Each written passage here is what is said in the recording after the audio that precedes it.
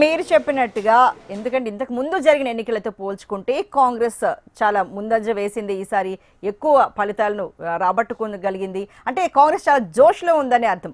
మరి దీన్ని బట్టి చూసుకుంటే రాబోయే రోజుల్లో కాంగ్రెస్ ఎలా ఉండబోతోంది? అయితే ఇంతకు ముందు జరిగిన మున్సిపల్ ఎన్నికలు చూసుకుంటే 66% నమోదైంది అప్పుడు మనకు పోలింగ్, ఇప్పుడైతే 72% వరకు వెళ్ళింది. ఇది అధికార కాంగ్రెస్ పార్టీకి ఏ రకంగా వెన్నుదన్నుగా నిలిచింది అనుకోవచ్చు?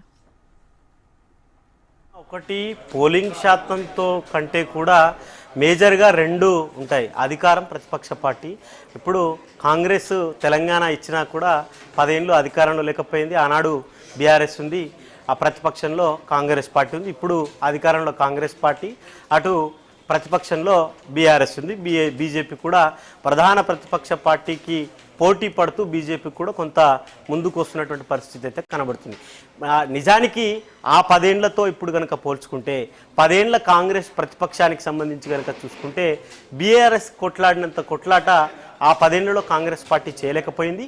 ఇప్పుడు కూడా ఆ 10 ఏళ్లలో వచ్చినటువంటి మున్సిపల్ కానీ సర్పంచ్ కానీ ఎంపీటీసీ జెడ్పీటీసీలో కాంగ్రెస్ పార్టీకి వచ్చినటువంటి సీట్లు చాలా తక్కువ. ఇప్పుడు ప్రతిపక్ష పార్టీగా బీఆర్ఎస్ 10 ఏళ్ళు అధికారంలో ఉన్నా కూడా వచ్చినటువంటి సీట్ల సంఖ్య ఆనాటి కాంగ్రెస్తో పోలిస్తే ఇప్పుడు చాలా ఎక్కువ శాతంగా సీట్లు వచ్చాయని చెప్పుకోవచ్చు.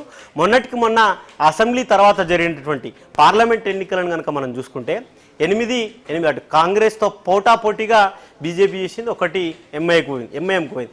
ఆ తర్వాత వచ్చినటువంటి ఎమ్మెల్సీ ఎన్నికలు కనుక చూసుకుంటే బీజేపీయే ఎక్కువ, 3 2 సీట్లు బీజేపీకి వచ్చినాయి, ఒకటి అయితే ఆ టీచర్స్కి సంబంధించినటువంటి అభ్యర్థి గెలిచింది.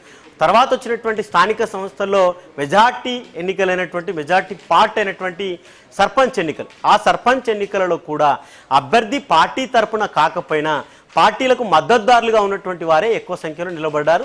దాంట్లో కూడా 60% నుంచి 70% లోపు కాంగ్రెస్ మద్దతుదారులు గెలిస్తే మిగతా బీజేపీ బీఆర్ఎస్ కూడా మిగతా 40% కూడా గెలవడం జరిగింది.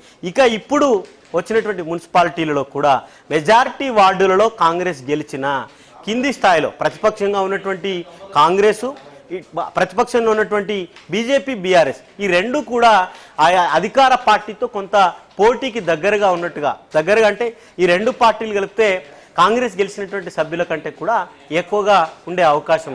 ఇంకా ఈ ఎన్నికలు నెక్స్ట్ వచ్చేటువంటి ఎంపీటీసీ కానీ లేకపోతే జెడ్పీటీసీకి ఈ రకంగా కాకుండా సర్పంచ్ ఆల్రెడీ ఇప్పుడు మున్సిపల్ ఎన్నికలను చూసారు కాబట్టి మిగతా 2 ఎన్నికలలో కూడా వచ్చేటువంటి ఎంపీటీసీ జెడ్పీటీసీలో ఈ రకంగా కాకుండా కొంత మెరుగ్గా ముందుకు వెళ్తే మరిన్ని సీట్లు సాధించే అవకాశం ఉన్నట్టుగా కూడా గాంధీ భవన్లో అయితే చర్చ జరుగుతుంది. ఇంకోటి కోఆర్డినేషన్ విషయానికి వచ్చేసరికి కాంగ్రెస్ పార్టీలో మొదటి నుంచి ఒక నాయకుడికి ఒక మంత్రికి ఇంకో నియోజకవర్గంలో ఒక ఎమ్మెల్యేకి ఇంకో ఎమ్మెల్యేకు పడనటువంటి పరిస్థితి కనబడింది గతంలో మొన్న జరిగినటువంటి సర్పంచ్ ఎన్నికలు. కానీ ఇప్పుడు కొంత మెరుగ్గా మిగతా మంత్రులతో కానీ మిగతా నాయకులతో కోఆర్డినేషన్ చేసుకొని పనిచేసినట్టుగా ఈ ఫలితాలు అయితే కనబడుతున్నాయి.